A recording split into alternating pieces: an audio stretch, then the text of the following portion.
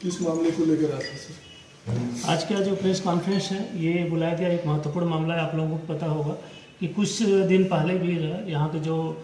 जिला व्यवहारिक न्यायालय है कोर्ट में एक बम थ्रेट आया हुआ था, जो एक होक्स मैसेज के माध्यम से, एक ईमेल के माध्यम से जो है कोर्ट परिसर के जो कंप्यूटर है उसमें भेजा गया था। और उसमें उस दिन तत्काल हम लोग BDDS टीम, जो हम लोग की स्पेशल टीम होती है, उसमें पूरा एक सैनिटाइजेशन किया गया था। तो सैनिटाइजेशन के बाद पता चला था इट वाज होक्स, और इसमें कुछ मतलब कोई तथ्य जो है सही नहीं था, और उसके आलोक में पूरी कार्रवाई की गई थी। और उसी आलोक में हम लोगों ने एक प्राथमिकी भी दर्ज किया था, जिससे संबंधित जो भी उसके टेक्निकल डिटेल्स वगैरह होते हैं, जो माइक्रोसॉफ्ट या अन्य जो कंपनियाँ हैं उनको भेजा गया है उसकी IP और अन्य चीज़ें प्राप्त करने के लिए। तो कुछ डिटेल्स हम लोग को मिले हैं जिसमें भी कोई कंक्रीट हम लोगों के पास वो एविडेंस नहीं है, और कुछ और चीज़ें अभी हमारे पास नहीं आई हैं। लेकिन आज दोबारा कोर्ट परिसर को जो है ये बम ब्लास्ट करने के लिए जो है एक मैसेज जो है होक्स मैसेज फिर जो है उसी कंप्यूटर पे आया हुआ है, जिसमें तमिलनाडु से रिलेटेड कुछ चीज़ों को लिंक किया गया है, जो फिर ISI या कई अन्य संगठनों से चीज़ें लिंक करते हुए, जिसका कोई जो है फैक्चुअल यहाँ पे कोई कनेक्शन नहीं है, लेकिन उसके बाद भी मैसेज किया गया था। तो उसके आते हम लोगों ने तुरंत हमारी जो टीम थी और पूरा अधिकारियों की और साथ में BDDS थी और जो अन्य हमारे जो है इसमें एक्सपर्ट हैं उनके माध्यम से, और हमारे जो तकनीकी टीम है साइबर DSP और अन्य लोग, इसमें सारा डिटेल्स कलेक्ट कर लिए हैं। पूरा सैनिटाइजेशन आज किया गया है और कहीं कुछ भी नहीं प्राप्त हुआ है। और अभी हम लोगों ने एक सर्टिफिकेट भी जो है कोर्ट को अलाउ कर दिया है कि आगे की वो जो प्रक्रिया है वो जारी रख सकते हैं। और इसके साथ हम लोगों ने दोबारा जो है उसकी कोर्ट की सिक्योरिटी को चेक किया है। पहले भी हम लोगों ने इसमें कोर्ट की सिक्योरिटी जो भी थी उसको और बढ़ाने की कोशिश की है, और आगे फिर हम लोग एक इसमें रिवाइज कर लेते हैं। और साथ में ये जो होक्स मैसेज आ रहे हैं ये क्यों आ रहे हैं, क्या इसका रीज़न है, इसमें हम लोग टेक्निकली जो है इन्वेस्टिगेट करने के लिए दोबारा एक प्राथमिकी दर्ज कर रहे हैं, और साथ में हमारे जो साइबर एक्सपर्ट हैं उनकी हम लोग मदद ले रहे हैं। और इसमें हम लोग अतिशीघ्र कोशिश कर रहे हैं कि इसका लिंक कहाँ से है, इसके पीछे मंशा क्या है, ये हमें क्लियर हो सके। और उसके आलोक में अगर जो भी दोषी है, कोई लोकली इसमें दोषी है, कोई अफवाह फैला रहा है या कोई संगठन इसमें इन्वॉल्व है, तो सारी चीज़ों को हम लोग तहकीकात कर रहे हैं, जांच कर रहे हैं। उसके आलोक में जो भी चीज़ें आएंगी आगे विधिक कार्रवाई सुनिश्चित की जाएगी। इससे पहले जो भी कंपनी को हम लोग डिटेल्स भेज दिए थे, उसमें कुछ अभी आया नहीं है, कोई उसमें बिल्कुल वो नहीं था, क्योंकि वो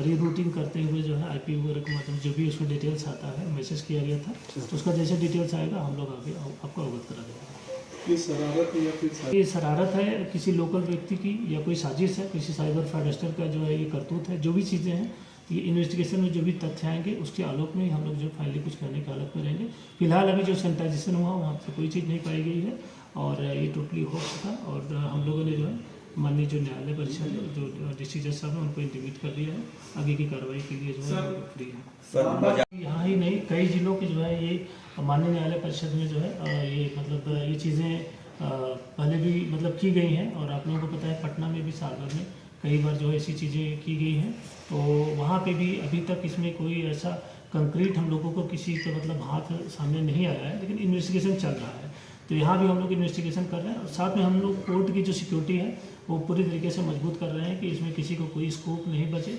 बाकी ऐसे जो भी मैसेज आते हैं या क्राइम की बातें आती हैं तो तत्काल उसमें प्राथमिकी दर्ज करके फैक्ट के आधार पर कार्रवाई की जाती है। इससे पहले सर चार जगहों पर बोला गया था ऐसी ट्रेड आई,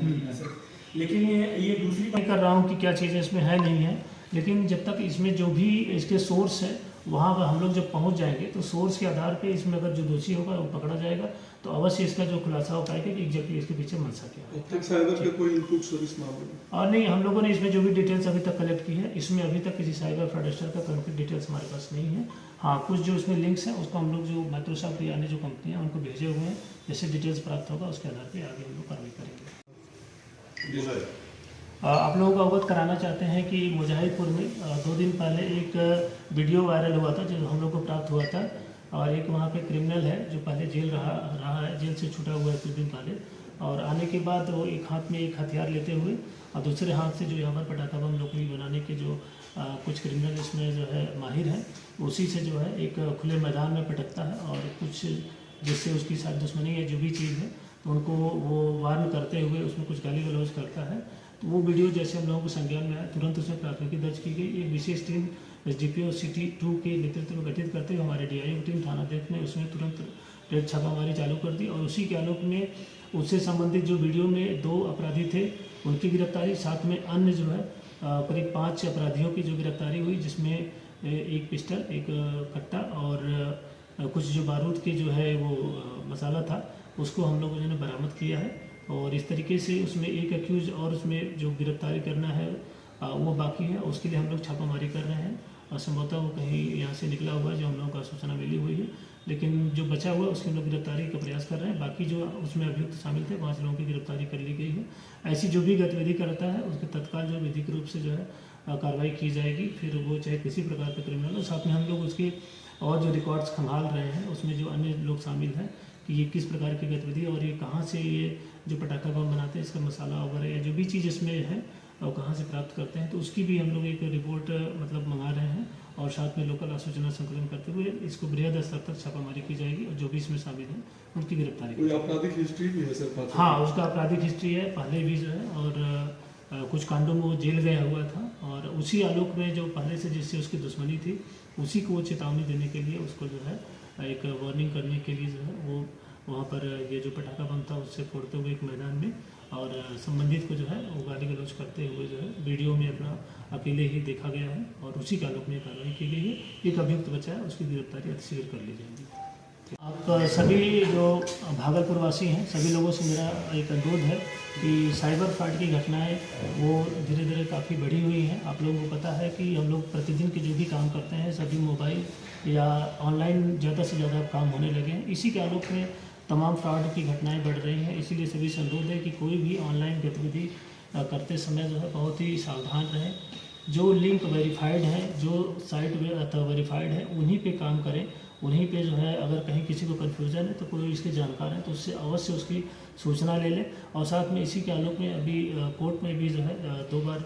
ये एक मैसेज प्राप्त हुआ है जिसमें जो है कोर्ट में बम ब्लास्ट करने की घटना के लिए जो है वार्निंग दी गई थी। उसमें हम लोगों ने दोनों टाइम सैनिटाइज कर लिया और ये पूरी तरीके से फॉल्स पाया गया है। हम लोग उसमें जो भी साइबर लिंक हैं उसको अनुसंधान कर रहे हैं और अनुसंधान के आलोक में जो भी साइबर फ्रॉडस्टर होंगे उनके खिलाफ विधिक कार्रवाई प्राथमिकी तो दर्ज कर ली गई है। आगे उनके जो है अरेस्टिंग के लिए हम लोग उसमें लिंक और एविडेंस ढूंढ रहे हैं, जैसे वो सोर्स पता चलता है उसके आलोक में विधिक कार्रवाई की जाएगी। तो पुनः सभी लोगों से अनुरोध है सभी लोग सचेत रहें, किसी भी तरीके से साइबर फ्रॉड से बचने के लिए जानकारी ही जो है आप लोगों का बचाव है, जानकारी रखें। आजकल सोशल मीडिया पे और विभिन्न चैनलों पुलिस के जो अपने सोशल मीडिया साइट्स हैं उसके माध्यम से जो है सबको जानकारी दी जाती रही है कि साइबर फ्रॉड से सभी लोग बचें, किसी से गुमराह नहीं हो, अफवाह अगर कोई फैलाता है तो उससे दिग्भ्रमित नहीं हो। लोकल जो भी एडमिनिस्ट्रेशन रहता है, पुलिस रहता है, उससे संपर्क करके उसको वेरीफाई करें, उसके बाद जो है पुलिस अपना आगे जो विधिक कार्रवाई है सुनिश्चित करेगी। जिसमें 2 लड़कियाँ 8 जनवरी को जो है कहीं गायब हो गई थी, जिसके आलोक में जो है उनके परिजन के द्वारा शिकायत दर्ज की गई थी, जिसके आलोक में 9 तारीख को जो है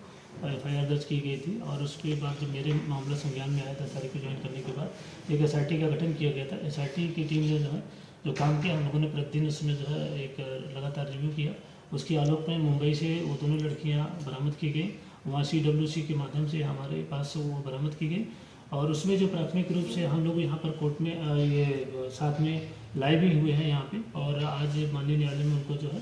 प्रोड्यूस करना था और जो भी उनका बयान होता, लेकिन वो